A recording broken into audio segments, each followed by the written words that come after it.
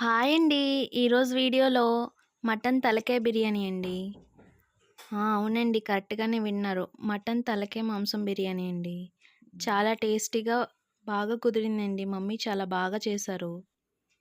ముందుగా తలకాయ మాంసాన్ని శుభ్రం చేసుకొని అల్లం వెల్లుల్లి పేస్ట్‌లో వేగించి కుక్కర్‌లో 5 విజిల్స్ వచ్చే వరకు బాగా ఉడకనివ్వండి. అది తీసి పక్కన పెట్టుకోండి. తర్వాత ఒక గిన్నె పెట్టి స్టవ్ ఆన్ చేసుకొని తగినంత ఆయిల్ వేసుకొని బిర్యానీ సరుకులన్నీ వేసుకోండి. ఉల్లిపాయ, టమోటా, పచ్చిమిర్చి, పుదీనా, కొత్తిమీరి, బిర్యానీ సరుకులన్నీ వేసుకొని బాగా వేగనివ్వండి. తర్వాత అల్లం వెల్లుల్లి పేస్ట్ మసాలా బాగా పచ్చివాసన పోయే వరకు బాగా మగ్గనివ్వండి. బాగా వేగించుకోవాలి.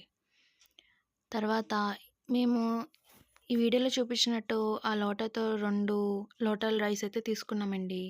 మసాలా అంతా మగ్గిన తర్వాత కొద్దిగా కారం, కొద్దిగా పసుపు వేసుకొని తగినంత బిర్యానీ మసాలా ఇంట్లో చేసుకున్నది వేసుకోవాలండి. తర్వాత రైస్ కడిగింది వేసుకొని బాగా మిక్స్ చేసుకోవాలండి. ఇలాగా రైస్‌ని వేగించుకున్నారంటే బిర్యానీ మసాలాలో చాలా టేస్టీగా ఉంటుందండి. మనం తీసుకున్న రైస్‌కి సరిపడా వాటర్ వేసుకోవాలండి. అంటే 4 లోటాలు నీళ్లు వేసుకోవాలండి. సరిపడినంత నీళ్లు.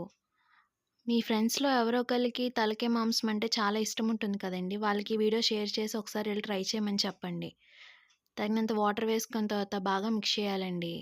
తగినంత సాల్ట్ కూడా వేసుకోవాలి మన టేస్ట్‌కి సరిపడా. తర్వాత ఉడికించిన తలకాయ మాంసాన్ని అలా బబుల్స్ వస్తున్నప్పుడు బిర్యానీలో వేసుకోవాలండి.